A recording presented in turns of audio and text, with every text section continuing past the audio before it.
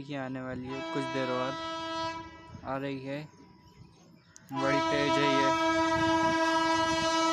कुछ सुनाई नहीं देगा इसके हॉर्न में।